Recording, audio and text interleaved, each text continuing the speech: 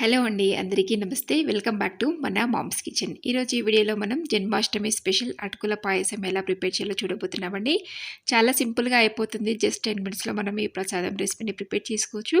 ఇది ప్రసాదంగానే కాకుండా పిల్లలు ఎప్పుడైనా స్వీట్ అడిగినప్పుడు కానీ అప్పటికప్పుడు ప్రిపేర్ చేసి ఇవ్వచ్చు. చాలా టేస్టీగా ఉంటుంది అండ్ హెల్తీ కూడా. ఇప్పుడు లేట్ చేయకుండా ఈ అటుకుల పాయసం ఎలా ప్రిపేర్ చేయాలో చూద్దాం పదండి. ఇప్పుడు ఈ రెసిపీ ప్రిపరేషన్ కోసం స్టవ్ ఆన్ చేసుకొని ఒక చిన్న బౌల్ పెట్టుకొని అందులో 3/4 కప్పు దాకా తురిమిన బెల్లం వేసేసుకొని ఒక హాఫ్ కప్పు దాకా మనం వాటర్ వేసుకొని బెల్లాన్ని కరిగించుకోవాలి. నేను ఇందులో ఒక 1 కప్పు పోహాకి నేను ఇక్కడ 3/4 కప్పు బెల్లం యాడ్ చేస్తున్నాను. స్వీట్ ఎక్కువ కావాలనుకునే వాళ్ళు 1 కప్పు బెల్లం తురుము కూడా యాడ్ చేసుకోవచ్చు. లేదా 1 కప్పు పోహాకి ఇలా 3/4 కప్పు బెల్లం యాడ్ చేయడం వల్ల స్వీట్నెస్ అనేది కరెక్ట్గా ఉంటుంది. ఇప్పుడు ఈ బెల్లం అంతా కూడా మెల్ట్ అయిపోయింది కదా. ఇప్పుడు ఇది పక్కకు పెట్టేసుకోవాలి స్టవ్ ఆఫ్ చేసుకొని. ఇప్పుడు మళ్ళీ ఒక కడాయి పెట్టుకోవాలి. అందులో ఒక 2 టేబుల్ స్పూన్ దాకా నెయ్యి వేసుకోవాలి. ఈ నెయ్యి అంతా కూడా మెల్ట్ అయిపోయిన తర్వాత మనం ఇందులో డ్రై ఫ్రూట్స్ వేసేసుకొని చక్కగా మంచి కలర్ వచ్చే వరకు కూడా వేయించుకోవాలి. అలాగే నేను ఇందులో ఎండు కొబ్బరి కూడా యాడ్ చేస్తున్నాను. చిన్న చిన్న ముక్కల్లా కట్ చేసుకున్నవి. ఈ ఎండు కొబ్బరి వేయడం వల్ల కూడా పాయసం టేస్ట్ అనేది చాలా బాగుంటుంది. మనం ఈ పాయసం తింటున్నప్పుడు మధ్య మధ్యలో ఈ కొబ్బరి ముక్కలు తగులుతూ చాలా టేస్టీగా ఉంటుంది. ఇప్పుడు ఇవంతా కూడా చక్కగా వేగిపోయిన తర్వాత ఒక ప్లేట్లోకి తీసేసుకొని పక్క పెట్టుకోవాలి. అలాగే సేమ్ ప్యాన్లో నేను ఇక్కడ ఒక 1 కప్పు దాకా థిక్ పోహా వేస్తున్నాను. లావుగా ఉండే అటుకులు వేసుకోవాలి ఈ పాయసానికి. అప్పుడే పాయసం టేస్ట్ అనేది చాలా బాగుంటుంది. ఇప్పుడు ఈ అటుకులన్నీ కూడా మనం లో ఫ్లేమ్లో చక్కగా రోస్ట్ అయ్యే వరకు కూడా వేయించుకోవాలి. ఇవన్నీ కూడా అటుకులు క్రిస్పీగా అయ్యే వరకు మనం వేయించుకోవాలి.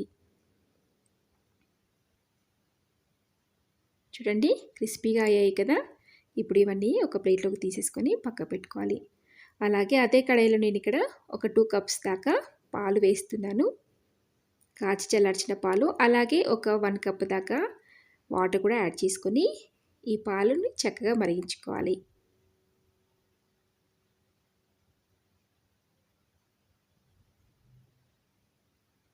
ఇప్పుడు ఇలా పాలన్నీ కూడా చక్కగా మరుగుతున్నప్పుడు మనం ముందుగానే వేయించి పెట్టుకున్న అటుకులు ఉన్నాయి కదా, అవి ఇందులో యాడ్ చేసుకొని బాగా మిక్స్ చేసుకోవాలి.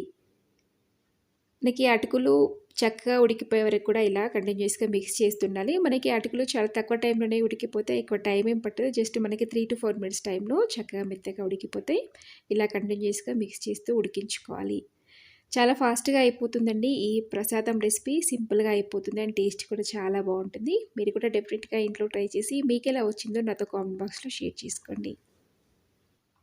మనం కన్సిస్టెన్సీ అనేది ఇలా లిక్విడ్ ఫామ్లోనే ఉండేలా చూసుకోవాలి. ఎందుకంటే చల్లారిన తర్వాత కొంచెం గట్టిగా అవుతుంది కాబట్టి దగ్గరగా వస్తుంది. అందుకని ఇదంతా కూడా లిక్విడ్ ఫామ్లోనే ఉండేలా చూసుకోవాలి. అలాగే ముందుగానే మనం రోస్ట్ చేసి పెట్టుకున్న డ్రై ఫ్రూట్స్ కూడా యాడ్ చేసుకోవాలి. అలాగే ఒక 2-3 ఇలాచీ కూడా యాడ్ చేసుకోవాలి.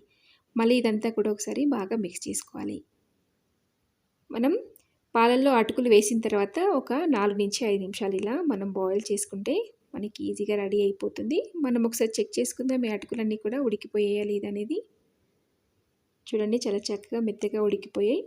మనకి ఇప్పుడు ఇది ఆల్మోస్ట్ రెడీ అయిపోయినట్టేనండి. ఇప్పుడు స్టవ్ ఆఫ్ చేసుకొని మనం ఇందులో ముందుగానే కరిగించి పెట్టుకున్న బెల్లం సిరప్ ఏదైతే ఉందో అది ఇందులో పోసేసుకోవాలి. ఇలా ఫిల్టర్ చేసుకొని వేసుకోవాలండి. మనం స్టవ్ ఆఫ్ చేసుకొని మాత్రమే ఇలా బెల్లం సిరప్ని యాడ్ చేసుకోవాలి. లేదా అప్పుడప్పుడు మనకు పాలన్నీ కూడా విరిగిపోయే ఛాన్సెస్ ఉంటాయి కాబట్టి ఇలా బెల్లం సిరప్ని యాడ్ చేసుకున్న తర్వాత ఒకసారి మిక్స్ చేసేసుకొని ఒక బౌల్లోకి ట్రాన్స్ఫర్ చేసుకోవాలి. చూసారు కదా ఫ్రెండ్స్, ఎంతో టేస్టీ అటుకుల పాయసం ఈజీగా రెడీ అయిపోయింది. చాలా సింపుల్గా అయిపోతుంది అండ్ టేస్ట్ కూడా చాలా బాగుంటుంది. డెఫినెట్గా మీరు కూడా ట్రై చేయండి. అలాగే మీకు ఈ రెసిపీ నచ్చితే తప్పకుండా లైక్ చేయండి, షేర్ చేయండి. అలాగే మన మామ్స్ కిచెన్ ఛానల్ని సబ్స్క్రైబ్ చేసుకోవడం మర్చిపోద్దు. మరొక మంచి రెసిపీతో మీ ముందు ఉంటాను. Thank you for watching.